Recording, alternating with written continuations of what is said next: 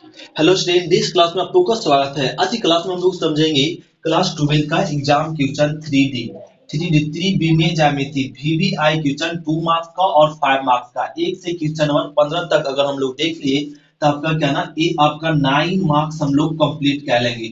ये 9 marks complete हो जाएगा अगर 1 से क्वेश्चन नंबर 15 तक कंप्लीट करते हैं। दो क्वेश्चन आपका आएगा 2 मार्क्स वाला और एक क्वेश्चन आपका फिक्स होता है 5 मार्क्स का। तो हम लोग ना 3 क्वेश्चन आपका ना एक 3D से पूछा जाएगा सब्जेक्टिव। 2 क्वेश्चन आपका 2 मार्क्स का और एक क्वेश्चन क्या 5 मार्क्स का। और एक कंप्लीट है 9 मार्क्स। अगर हम लोग 1 से 15 तक क्वेश्चन अगर समझ जाते हैं अच्छे से और इसको रिपीट कर लेते हैं और अच्छे से हम लोग को इसको पढ़ने पर ना, तो अगर इसको ना हर एक क्वेश्चन को ना आप नोट करते जाइए और नोट करके ना उसको घर पे बनाइए 1 से 2 बार। तब आपका क्या ना एक चैप्टर आसान हो जाएगा और ये हम लोग 9 मार्क्स क्या ना 3D से प्राप्त कर सकते हैं। तो आइए क्वेश्चन नंबर हम लोग देखते हैं फर्स्ट। क्वेश्चन नंबर फर्स्ट देखिए, ये क्या करा ना कि एक क्वेश्चन नंबर हम लोग जैसे फर्स्ट देखेंगे क्या रहा ना, एक रेखा की दीप कोसाइन ज्ञात है जिसके निर्देशांक के साथ समान कोण बनाता है। निर्देशांकों के साथ मतलब एक सच बाई और जेड अक्ष के साथ समान कोण बना रहा है, तब करा दीप को ज्ञात है। यहाँ पे मान लीजिए माना निर्दे निर्देशांकों निर्देशांकों के साथ कोण क्या ना थीटा बना रहा है। कोण क्या बना रहा है? अल्फा बीटा और गामा, और ये समान कोण बना रहा है मतलब अल्फा बराबर बीटा बराबर क्या होगा गामा। तब हम लोग लिख लीजिए रेखा का दिक को ज्या, रेखा का दिक को साइन लिख दीजिए, दिक को साइन कोसाइन। तो रेखा का दिक कोसाइन, तो रेखा का दिक कोसाइन क्या होता है? कॉस अल्फा कॉस बीटा और क्या होता है ना कॉस गामा। ये होता है रेखा का दिक कोसाइन। और किसी भी रेखा का दिक कोसाइन ये हम लोग थ्योरम में पढ़ चुके हैं। और ये लिख दीजिए ना कॉस अल्फा, अल्फा बराबर क्या ना, ये तीनों वैल्यू बराबर है, कितना बराबर क्या मान लीजिए थीटा। क्यों?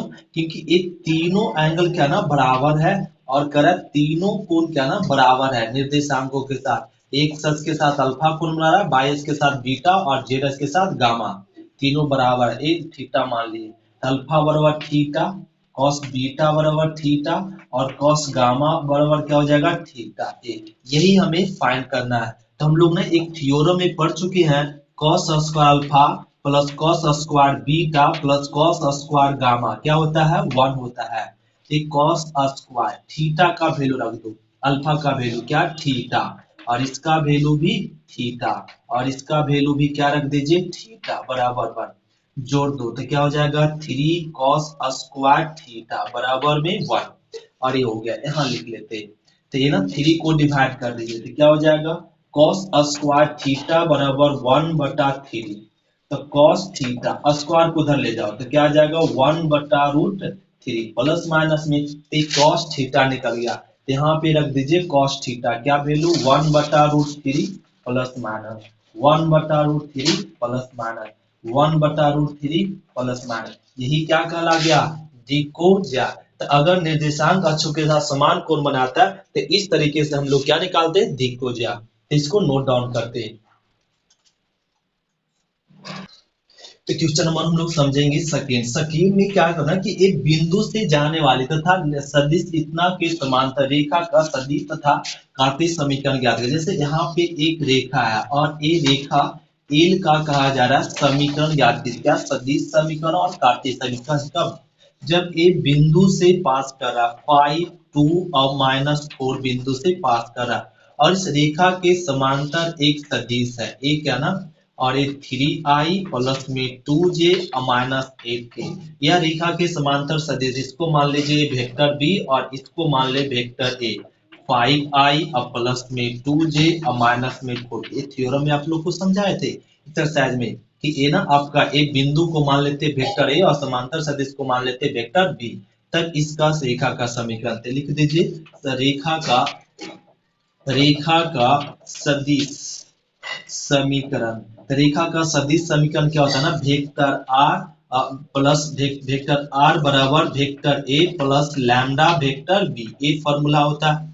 अब वेक्टर आर को रहने दो, वेक्टर ए क्या 5i प्लस में 2j और माइनस में 4k plus lambda vector B लिख दीजिए 3i प्लस में 2j माइनस 1k। यही हो गया क्या? अब रेखा का सदिश समीकरण। अब कार्तीय समीकरण लिख दीजिए रेखा का कार्तीय कार्तीय समीकरण। तो रेखा का कार्तीय कार्तीय समीकरण रेखा का कार्तीय समीकरण क्या होता है? x minus x one by a by minus by one by b और z minus z one by क्या होता है ना c1 होता है।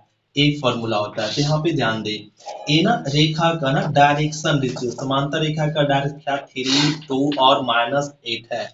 तो लिख लीजिए यहाँ पे रेखा का समीकरण क्या हो जाएगा? x माइनस एक्स वन क्या 5 अब बाई ए क्या ना डायरेक्शन रेशियो 3 बराबर बाई माइनस बाई वन क्या 2 और बी क्या ना 2 और बराबर में जेड वन क्या -4 तो minus minus plus 4 direction ratio क्या हो गया -8। यही हो गया क्या आंसर ना। तो ए रेखा का कार्य निकल गया कार्तीय समीकरण। ये हो गया क्वेश्चन नंबर सेकेंड। अब समझते हैं क्वेश्चन नंबर थर्ड। तो इसको नोट करते हैं। नोट हो गया? तो क्वेश्चन नंबर देखो क्वेश्चन नंबर 3 में क्या करना रेखा का कार्तीय समीकरण ज्ञात करें। जब ए दिया हुआ रेखा का कार्तीय समीकरण जो है इस रेखा का सदिश समीकरण ज्ञात करें ओ। तो रेखा का कार्तीय समीकरण तो दिया हुआ लिख लो रेखा का समीकरण रेखा का कार्तीय समीकरण ए गिवन है। क्या गिवन है? x प्लस 3/2 बाई माइनस 5/4 और जेड माइनस प्लस में 6/2 ये गिवन है। तब रेखा का सदिश समीकरण ज्ञात करने का रहा। तो ये ना लिख लीजिए रेखा और एल का डायरेक्शन रेशियो पहले लिख लीजिए। तो रेखा एल का डायरेक्शन रेशियो क्या है 2 4 और 2 ये लिख लीजिए। फिर लिख दीजिए रेखा एल का बिंदु। क्या लिख लेंगे? रेखा एल का बिंदु। तो रेखा एल का बिंदु क्या होता है? एक प्लस में है तो -3 माइनस में है तो प्लस में 5 और ए माइनस में 6 ए बिंदु लिख ले। अब रेखा का डायरेक्शन रेशियो और बिंदु पता हो तो हम लोग क्या ना लिख दो रेखा का सदिश समीकरण। रेखा का सदिश समीकरण क्या होता है ना वेक्टर आर बराबर में वेक्टर ए प्लस लैम्डा वेक्टर बी यह होता है। अब इस डायरेक्शन रेशियो को ना वेक्टर में लिख दीजिए। तो इसका डायरेक्शन रेशियो का वेक्टर क्या हो जाएगा 2i प्लस में 4j कैप और प्लस में 2k कैप और बिंदु को लिख दीजिए वेक्टर में।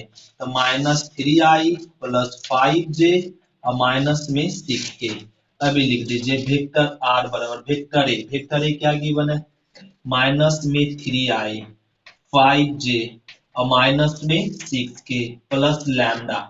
वेक्टर बी लिख दीजिए क्या 2i प्लस में 4j और प्लस में 2k। यही हो गया क्या वेक्टर फॉर्म। तो कार्टेशियन फॉर्म से इस तरीके से हम लोग क्या बदल लेते हैं वेक्टर फॉर्म। अब कार्टेशियन फॉर्म में कुछ भी रहेगा समीकरण तो हम लोग वेक्टर फॉर्म में बदल सकते हैं। पहले क्या लिख दीजिए रेखा का डायरेक्शन रेशियो फिर रेखा का बिंदु और फिर उसको वेक्टर में लिखकर और फॉर्मूला में बैठा दो। ये हो गया क्वेश्चन नंबर थर्ड। इसको नोट करते हैं। नोट हो गया? तो क्वेश्चन नंबर हम लोग समझेंगे अब 4। क्वेश्चन नंबर 4 में क्या करना कि दिए गए रेखा इतना ये दिया हुआ रेखा लीजिए रेखा L1 का ना रेखा L1 का समीकरण और रेखा L1 का समीकरण क्या गिवन है वेक्टर r बराबर 3i cap 2j cap minus में 4k कैप और plus plus lambda i cap plus में 2j कैप प्लस में 2k कैप और ए। अब लिख लीजिए ना रेखा L2 का समीकरण। रेखा L2 का समीकरण क्या गिवन है वेक्टर r बराबर में पाई आई कैप 2j कैप प्लस में mu 3i cap 2j cap plus में 6k कैप ये गिवन है कि तब करा ना दोनों रेखा के बीच का कोण है। तो दो रेखा के बीच का कोण का फॉर्मूला होता है cos theta vector b1 dot vector b2 बटा में mod vector b1 mod vector b2 एक फॉर्मूला होता है दो रेखा के बीच का कोण। तो हम लोग निकाल लीजिए रेखा L1 का डायरेक्शन रेशियो रेखा L1 का समांतर सदिश लिख लो रेखा L1 का समांतर सदिश। तो रेखा L1 का समांतर सदिश क्या ना, vector B1, vector B1, vector B1 कौन होता है, कांस्टेंट के बगल वाला, I cap 2j cap plus में 2k कैप। ये हो गया रेखा L1 का समांतर सदिश। रेखा L2 का, रेखा L2 का समांतर सदिश, रेखा L2 का समांतर सदिश क्या हो जाएगा, वेक्टर B2। वेक्टर B2 क्या होता है, कांस्टेंट के बगल वाला, 3i प्लस में 2j और प्लस में 6k कैप। ये लिख दिए रेखा L1 और रेखा L2। कोई भी दो वेक्टर के बीच का कोण ज्ञात करना हो तो हम लोग क्या लिखते हैं, रेखा L1 और रेखा L2 का समांतर सदिश। अब ये फॉर्मूला लगा दिए। अब ये रहने दो cos थीटा, वेक्टर B1 क्या है, यहाँ पे लिख लो i cap 2j cap plus में 2k cap dot dot vector B2 लिख लो क्या, 3i कैप 2j कैप और प्लस में 6k कैप। ये लिख लिए। अब यहाँ पे ना वेक्टर B1 का मॉड कर दो, वेक्टर B1 कौन, इसका मॉड कर दो क्या, i cap 2j cap plus में 2k कैप। अब mod vector B2, vector B2 का मॉड क्या लीजिए, क्या हो जाएगा, 3i cap 2j cap plus में 6k कैप का मॉड। अब इसको सॉल्व कर लो। सॉल्व कैसे करते हैं हम लोग जानते हैं, i वाले को y के साथ गुना कर दीजिए 3, j वाले को j के साथ गुना करो 4, k वाले को k के साथ गुना करो तो 6 दूनी 12 अंडर रूट, और i के गुणांक क्या ना 1, 1 का स्क्वायर 1, 2 का स्क्वायर 4 और इसका स्क्वायर क्या ना 4, ये आ गया अंडर रूट। अब इसका स्क्वायर करो 9 4 और क्या आ जाएगा ना 36, ये आ गया। अब इसको सॉल्व कर लेते हैं, यहाँ पे सॉल्व कर लेते हैं तो ये क्या आ जाएगा ना, यहाँ पे 12 4 16, 16 3 ये आ जाएगा 19, नहीं ये 19 मिल गया, और बटा में क्या अंडर रूट इसको जोड़े तो 9 अंडर रूट इसको जोड़ लो तो 40 49, ये 49 मिल गया। तो 19/3 और रूट 7, तो 49 का रूट 7, तो 19 बाई क्या गया 21, तो ए मिल गया cos थीटा। तो थीटा बराबर क्या कर दो, cos इनवर्स 19/21, ये हो गया आंसर। तो दो रेखा के बीच का कोण क्या हो गया, थीटा बराबर cos इनवर्स 19/21, ये हो गया आंसर। तो इस तरीके से हम लोग दो रेखा के बीच का कोण फाइंड कर लेंगे। इसको नोट डाउन करते हैं। तो क्वेश्चन नंबर हम लोग समझेंगे 5 में क्या करना, रेखा L1 और रेखा L2 के बीच की न्यूनतम दूरी ज्ञात कीजिए जिसके सदिश ए दिया हुआ, दो सदिश दिया हुआ। लिख दीजिए रेखा L1 का समीकरण। तो रेखा L1 का समीकरण, तो रेखा L1 का समीकरण क्या हो जाएगा, वेक्टर R बराबर i कैप j कैप और प्लस में लैम्डा क्या 2i cap j cap plus में k कैप। और ये फिर लिख दीजिए रेखा L2 का समीकरण। तो रेखा L2 का समीकरण क्या, एक गिवन है, वेक्टर R बराबर 2i प्लस में j माइनस में k कैप और प्लस में म्यू 3i कैप माइनस में 5j कैप प्लस में 2k कैप।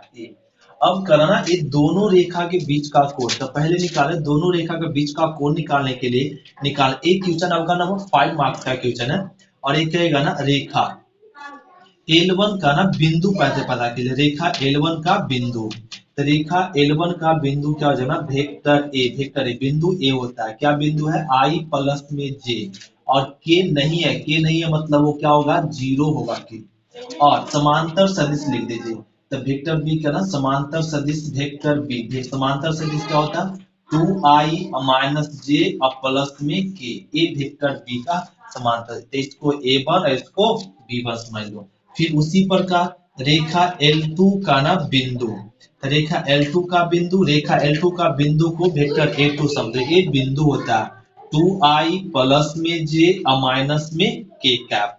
फिर ना समांतर सदिश लिख दीजिए रेखा L2 का, तो कांस्टेंट के जो बगल में होता है वो क्या ना समांतर सदिश होता है, ये हम लोग सभी समझते हैं। और ये ना रेखा L1 और रेखा L2 का बिंदु समांतर सदिश हम लोग फाइंड कर लिए। तब रेखा का दो बिंदु का न्यूनतम दूरी, तो दोनों रेखाओं के बीच की न्यूनतम दूरी का फॉर्मूला होता है क्या ना vector A2 minus vector A1 cross vector A2 dot dot vector B1 cross vector B2।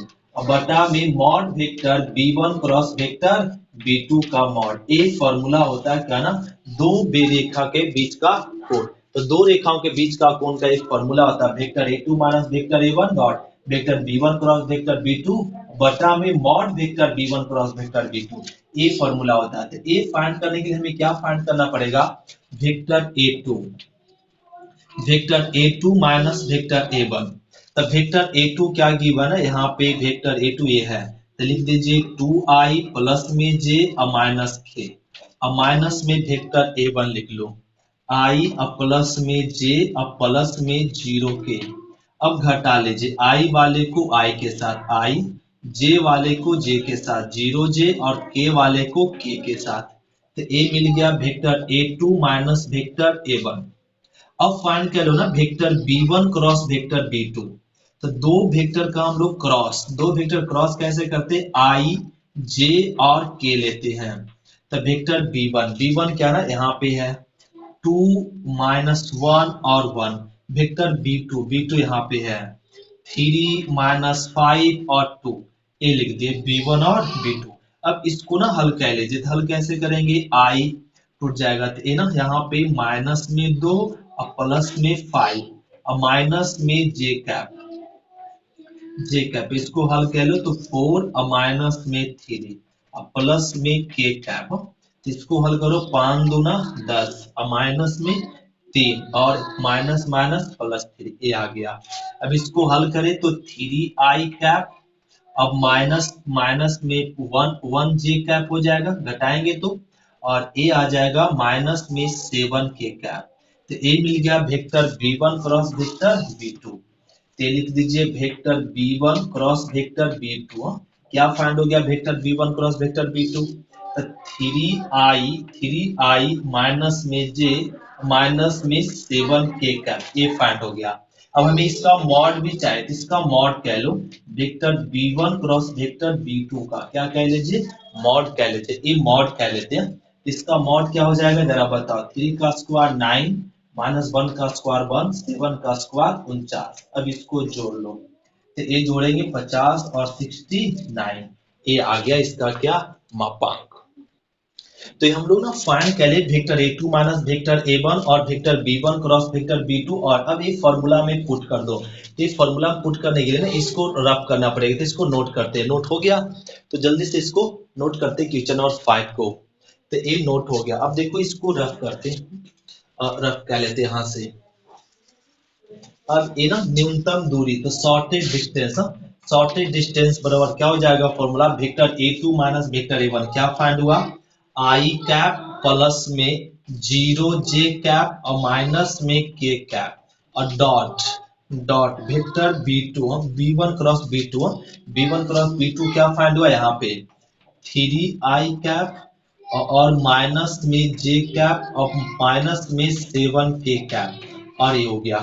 अब बटा में इसका value vector b1 cross vector b2 का फॉर्मूला ना रख लो, यहाँ क्या आ गया 69 ये आ गया।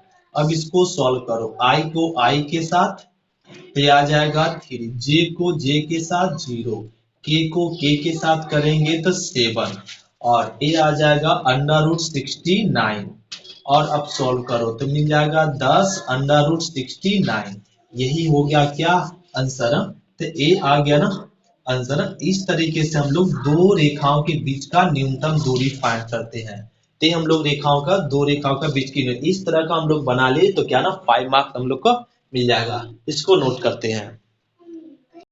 तो क्वेश्चन नंबर देखो 6। क्वेश्चन नंबर 6 में क्या करना, ध्यान देंगे। क्वेश्चन नंबर 6 में करा P का मान ज्ञात कीजिए ताकि रेखा इतना और इतना क्या ना परस्पर लंब है। ये दोनों रेखाएं परस्पर लंब है तो P का मान ज्ञात करना। तो ए रेखा का और ए रेखा का क्या निकाल लीजिए, डायरेक्शन रेशियो। इसका डायरेक्शन रेशियो तभी निकाल पाएंगे जब रेखा क्या ना यह रेखा स्टैंडर्ड फॉर्म में हो, x minus x1 by a, y minus y1 by b और z minus z1 by c इस फॉर्म में रहेगा। तभी रेखा का हम लोग क्या ना समीकरण मतलब एक p निकाल सकते हैं, डायरेक्शन रेशियो। तो इस फॉर्म में बनाने के लिए क्या ना यहाँ से माइनस कॉमन लेना पड़ेगा। तो x minus 1 by 3 minus common लेने पे माइनस वाला प्लस प्लस वाला माइनस, फिर यहाँ से ना 7 कॉमन ले लो तो बाई माइनस 2 बटा में 2p बराबर जेड माइनस 3/2 ये आ गया। तो इसको लिख सकते हैं एक्स माइनस 1 माइनस 3, माइनस को नीचे ले आओ तो बाई माइनस 2 और 2p/7 हो जाएगा। जेड माइनस 3/2 ये लिख दे। अब लिख दो यहाँ पे रेखा एल का डायरेक्शन रेशियो। रेखा L1 का डायरेक्शन क्या, -3 2p/7 और 2 ये लिख दिए। अब ना लिख लीजिए यहाँ पे इसका, अब इसको भी स्टैंडर्ड फॉर्म है, इस फॉर्म में लाने के लिए -7 कॉमन लो तो माइनस वाला प्लस, प्लस वाला माइनस और 3p बराबर यहाँ पे हो जाएगा बाई -5/1 माइनस कॉमन ले लो तो जेड -6/5 ये लिख ले। अब यहाँ पे हो जाएगा x -1/3p/-7 बाई -5/1 जेड -6/-5 ये लिख दे। अब लिख दो ना रेखा L2 का डायरेक्शन रेशियो। रेखा L2 का डायरेक्शन रेशियो क्या हो जाएगा 3p/-7 1 माइनस में 5 ये लिख दे। रेखा L1 और रेखा L2 का डायरेक्शन रेशियो। अब ये दोनों रेखाएं क्या है, परस्पर लंब है तो लिख दो रेखा L1 परपेंडिकुलर क्या है L2।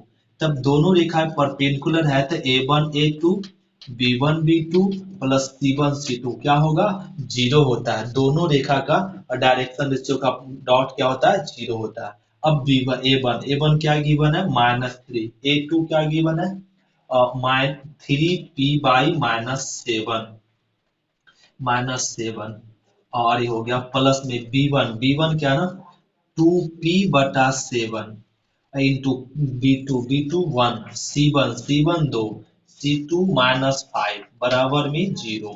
अब यहाँ सॉल्व कर लो तो 3 9p/7 और ए आ जाएगा प्लस में 2p/7 और ए मिल गया 5 दूना 10 बराबर में 0। तो एलसीएम ले लो 9 2 11p/7 बराबर में 10 तो 11p बराबर में 70। तो p बराबर क्या आ गया ना 70/11 तो p बराबर ये मिल जाएगा ना p बराबर 70/11 यही हो गया क्या आंसर। तो ये दोनों रेखाओं जब परस्पर लंब है तो p का मान क्या होगा 70/11। इस तरीके से हम लोग क्वेश्चन नंबर 6 बनाएंगे। तो इसको क्वेश्चन नंबर हम लोग 6 नोट करते हैं। तो ये क्वेश्चन नंबर अब हम लोग समझते हैं 7। तो क्वेश्चन नंबर हम लोग समझेंगे 7। क्वेश्चन नंबर 7 में क्या है, मूल बिंदु से तल इतना पर डाले गए लंब के पाद के निर्देशांक ज्ञात कीजिए। ये मतलब एक ग्राफ हम लोग समझो जैसे एक प्लेन यहाँ पे बना लेते राइट, और इस तरीके से ना आपका एक प्लेन तैयार हो गया। अब देखो और एक कहा जाना इस प्लेन से ना एक मूल बिंदु मतलब 0 से एक लंब डाल रहे किस पे प्लेन पे, और इस प्लेन का पाथ ज्ञात करना। इस प्लेन को ना पाथ को मान लो लेट कर दो अल्फा बीटा और गामा ए मान ले, और ए करा ज्ञात करने के लिए ए पाथ के निर्देशांक ज्ञात कीजिए। जब इस पाई प्लेन का समीकरण गिवन है, क्या गिवन है 2x 3y प्लस में 4z माइनस में 6 बराबर 0 ये गिवन है। तब इसका पाथ ज्ञात करना। तो इसका पाथ कैसे ज्ञात करेंगे, इसका पाथ ज्ञात करने के लिए लिखना पड़ेगा रेखा, इसको समझ लीजिए O और इस समझ लीजिए बिंदु P। तो रेखा OP का डायरेक्शन रेशियो निकाल लो। तो दो बिंदु का डायरेक्शन रेशियो जानते हैं कैसे निकालता है x2 माइनस x1 ये आ जाएगा, फिर by2 और माइनस by1 ये आ गया, फिर z2 माइनस z1 ये आ गया। तो हम लोग लिख लिए रेखा ओपी का क्या ना डायरेक्शन रेशियो ये आ गया। अब लिख लीजिए ना रेखा करें प्लेन पाई प्लेन के अभिलंब का डायरेक्शन रेशियो। तो अभिलंब का डायरेक्शन तो पाई प्लेन है, तो पाई प्लेन का डायरेक्शन रेशियो होता है x के बगल वाला 2 और y के बगल वाला z और z के बगल वाला 4, मतलब इसका गुणांक। तो x बाई z के गुणांक की क्या कहलाता है अभिलंब का डायरेक्शन रेशियो। और हम लोग सभी जान रहे थे इस प्लेन का ना जो लंब होगा ना ऐसा ही होगा, ऐसा ही है। तो ये जो लंब डाला हुआ मूल बिंदु से उसी के समांतर क्या ना ये इसका लंब होगा। तो लिख लीजिए ना रेखा एल समानांतर है किसके पाई प्लेन के लंब के। तो अभिलंब के क्या ना समांतर है। ई रेखा एक समानांतर होगा किसके, पाई प्लेन के अभिलंब के। तो समांतर होगा तो A1 by A2, B1 by B2, C1 by C2। तो इसका डायरेक्शन रेशियो इस रेखा का और इस डायरेक्शन रेशियो क्या होगा, समानांतर होगा। तो ये ना इक्वल होगा। तभी क्या कर दीजिए A1 क्या है यहाँ पे अल्फा, अल्फा माइनस 0, B1 क्या है B2 2, और सॉरी A2, B1 क्या, B1 आपका बीटा माइनस में 0, और B2 हो गया -3, और C1 क्या गामा माइनस 0, और C2 क्या 4, ये लिख लिए। और इतना बराबर ना के लेट कह लीजिए, क्या लेट कह लीजिए के। तो अल्फा बाई 2 बराबर के, बीटा बाई -3 बराबर के, गामा -4 बाई के। तो अल्फा बराबर हो जाएगा 2 के, बीटा बराबर हो जाएगा -3 के, गामा बराबर क्या हो जाएगा 4 के। फिर हम लोग फाइंड कर ले अल्फा बीटा और गामा। अब ये क्या करो, इसका बिंदु ज्ञात करें। ये 5 मार्क्स का क्वेश्चन है, ध्यान देंगे। अब लिख लीजिए बिंदु बिंदु बिंदु P एक्स अल्फा बीटा और गामा किस पे है, पाई प्लेन पर स्थित है, पाई प्लेन पर है। तो पाई प्लेन पे है तो पाई प्लेन पे रख दो। तो क्या ना 2 अल्फा और माइनस में 3 बीटा प्लस में 4 गामा और -6 बराबर में 0।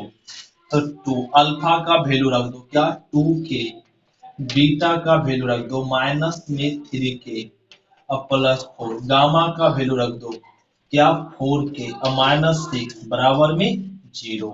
ये आ जाएगा 6 के और माइनस में, ए माइनस में ना माइनस क्या हो जाएगा प्लस में 9 के, और ए प्लस में 16 के और -6 बराबर 0। तो जोड़ो थे 25 और 25 6 31 के बराबर में 6। तो के बराबर 6 बाई क्या आ गया 31। तो ये के का मान हम लोग फाइंड कर लिए। अब के का मान इसमें रख दीजिए। तो यहाँ पे रख लेते हैं के का मान। तो के का मान अल्फा बराबर 2 इंटू 6 बाई 31, बीटा बराबर -3 बाई 6 इंटू 31, गामा बराबर हो जाएगा 4 इंटू 6 बाई 31। तो अल्फा बराबर हो जाएगा छोटिया 18 31, और यहाँ पे मिल जाएगा भी सॉरी 8 2 है 3 दूना 6 दूनी 12 ही आएगा, और ये माइनस में 18 बाई 31 और ये 24 बाई 31। ये मिल गया अल्फा बीटा और क्या गामा। तो ना लिख दीजिए बिंदु पी फाइंड हो गया। अल्फा और कितना 12 बटा 31 और -18 बटा 31 और ना 24 बटा 31, ये क्या फाइंड हो गया बिंदु। तो इस तरीके से मूल बिंदु से प्लेन पे डाले गए लंब रेखा का पाथ ज्ञात इस तरीके से करते। इस तरीके से बना ली तो आपका एग्जाम में क्या ना फैक्ट मिल जाएगा। तो इसको हम लोग नोट करते हैं। तो क्वेश्चन नंबर 7। तो आज इतना ही रहने देते हैं स्टूडेंट, थैंक यू। फिर मिलते हैं क्वेश्चन नंबर 8 से हम लोग कल की क्लास में देखेंगे। आज क्वेश्चन नंबर 7 तक ही मिलते हैं। थैंक यू स्टूडेंट, शुक्रिया। फिर मिलते हैं अगले वीडियो में। Thank you student, bye.